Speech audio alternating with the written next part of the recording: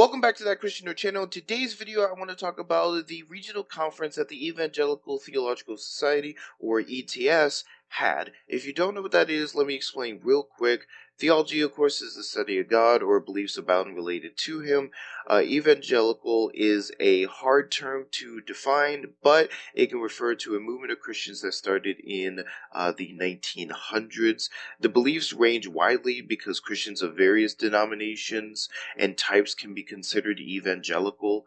There are also differences between white and black evangelicals, as white evangelicals tend to view colorblindness as pivotal to evangelical identity, or what it means to identify as a Christian.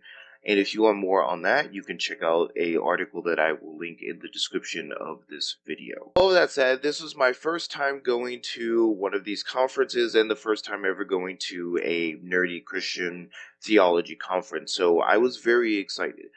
In this conference, people presented their papers, and you could choose which presentations you wanted to attend in each hour. And so I want to talk about the three papers that I went to and the overall theme of the conference, which was bridging the gap between the academy and the church. The first paper I'll talk about is from a professor at my university who was presenting on the Old Testament background to the book of Acts.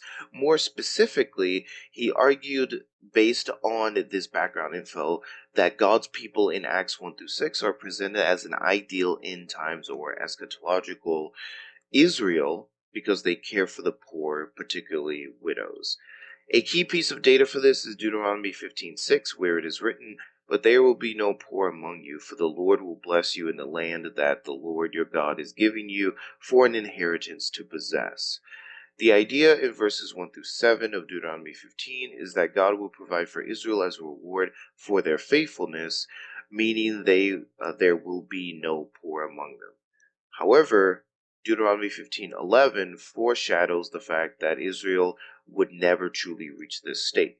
In Acts, however, early believers were able to reach this state. And you could see Acts 4:34 for clear evidence of this. It's possible that Luke is alluding to, even referencing, Deuteronomy 15:6. There are several other lines of data that he notes in the presentation, which I may make videos or articles about, but I want to keep this video relatively short.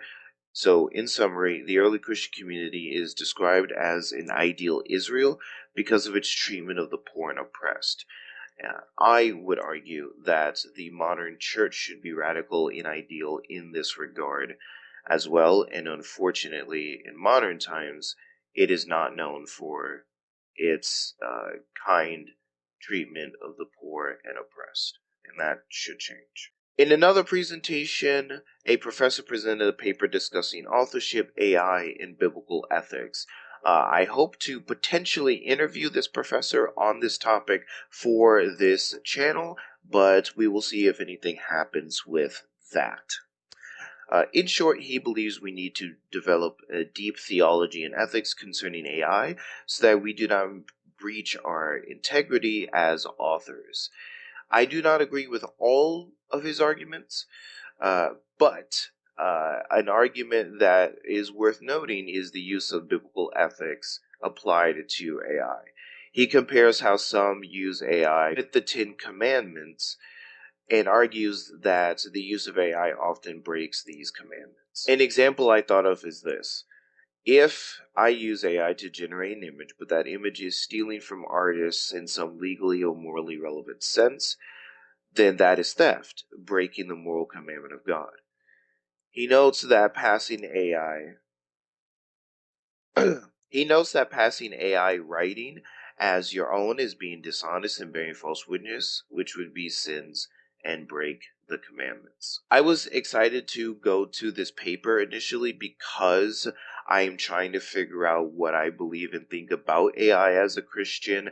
I am someone who uses AI. I have talked about that. I know that that is a hot take and there are a lot of issues with it. I know, and I am trying to figure out if I want to continue using AI at all or not.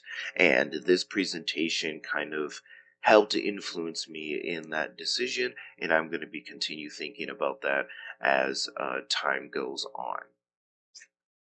That said, ultimately, his basic argument is that while there are good uses of AI, there are bad ones too, and Christians need to discern the immoral uses and make sure they are not dehumanizing themselves and the image of God by eclipsing or destroying the author or authorship as such. Finally, the big theme of the conference was the separation of church and academy.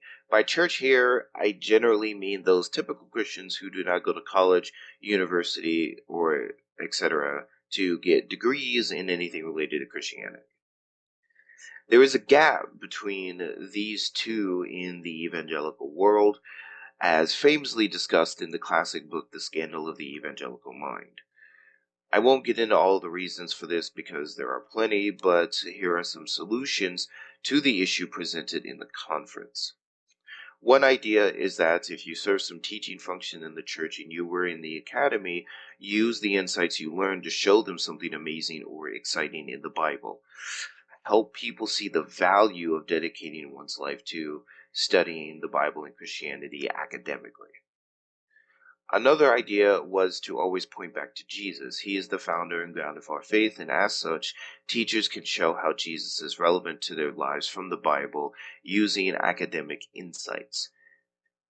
Another was expanding the reach and affordability of education, free education to the local church, and simplifying the complex language academics sometimes use so that they are not essentially speaking another language. In this conference, there was a good discussion about how to bridge the church academy gap from the academic side, but not so much how to bridge this gap from the church side. This makes sense given the context, but I would have liked to see some more on what the general church could do to help bridge this gap as well. I'm glad this topic is being addressed. This is something that I have definitely noticed in my life and something I've actually written on and talked about a little bit.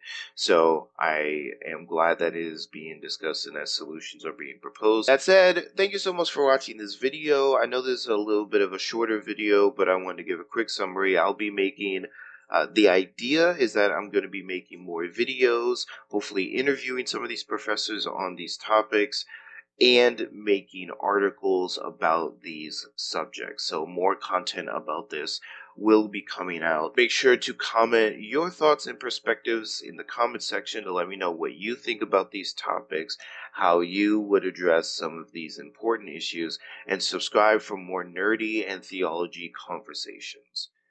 God bless.